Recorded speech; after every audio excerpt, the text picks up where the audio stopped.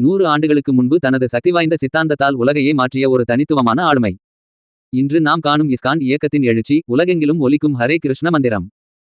இவற்றின் பின்னணியில் இருந்த மூளையாக திகழ்ந்தவர் ஸ்ரீல பக்தி சித்தாந்த சரஸ்வதி தாக்கூர். இவர் சிம்ம ஆசிரியர் என்று அழைக்கப்படுகிறார். இன்றைய தலைமுறையினரை கவரும் ஒரு புரட்சிகரமான மனப்பான்மை கொண்டவர். இந்த வீடியோவில் அவருடைய வாழ்க்கையிலிருந்து நாம் கற்றுக்கொள்ள வேண்டிய வாழ்க்கை பாடங்கள் என்ன என்பதை பார்ப்போம். இந்த நாட்களில் போலி குருக்கள், ஏமாற்றுக்காரர்கள் பலர் காணப்படுகிறார்கள். ஆனால் பக்தி சித்தாந்த சரஸ்வதி அவர்கள் ஒரு உண்மையானவர்.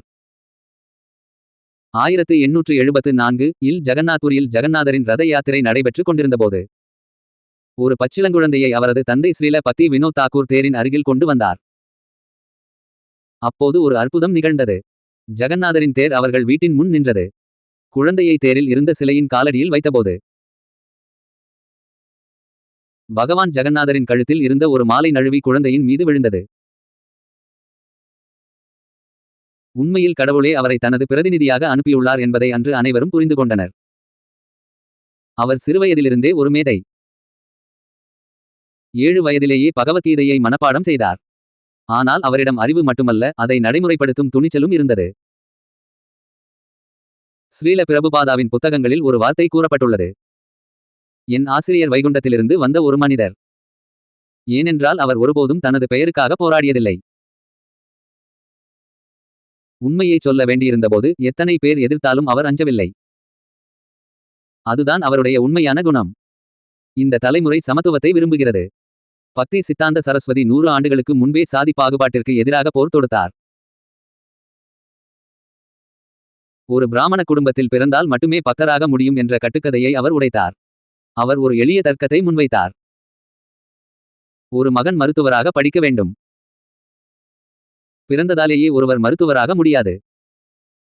அதேபோல் பக்தராக ஆக பக்திதான் வேண்டும், சாதி அல்ல. ஆயிரக்கணக்கான அறிஞர்கள் அவருக்கு எதிராக திரும்பினர். அவரை கொலை செய்வதாக மிரட்டினர். ஆனால் அவர் சிறிதும் அஞ்சவில்லை. அவர் தனித்து நின்றார். உண்மையான பிராமணத்துவம் பிறப்பில் இல்லை, குணத்தில்தான் உள்ளது என்பதை அவர் நிரூபித்தார். இன்று நாம் காணும் உலகளாவிய அனைவரையும் உள்ளடக்கிய தன்மைக்கு அவர் அடித்தளமிட்டார். சமூக ஊடகங்கள் நமக்கு ஒரு மோகம் என்று பக்தி சித்தாந்த சரஸ்வதி கூறினார். தொழில்நுட்பத்தை சில நாட்களுக்குள் தெய்வீக சேவைக்காக பயன்படுத்த வேண்டும் என்று அவர் கூறினார். அந்த காலத்தில் துறவிகள் கார்களில் ஏறினால் அது தவறாக பார்க்கப்பட்டது.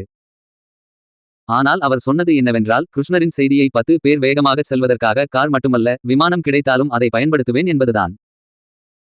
அவர் அச்சு இயந்திரத்தை பிருஹத் மிருதங்கம், அதாவது பெரிய மிருதங்கம் என்று அழைத்தார். ஏனென்றால் ஒரு தெருவில் மிருதங்கத்தின் ஒலி கேட்டால் ஒரு புத்தகத்தின் ஒலி உலகம் முழுவதும் கேட்கிறது.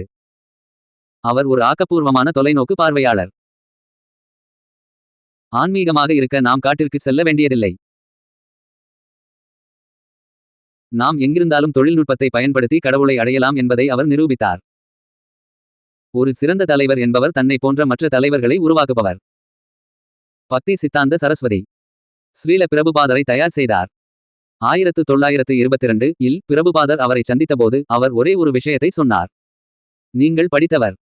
இந்த செய்தியை ஆங்கிலத்தில் உலகிற்கு சொல்லுங்கள்.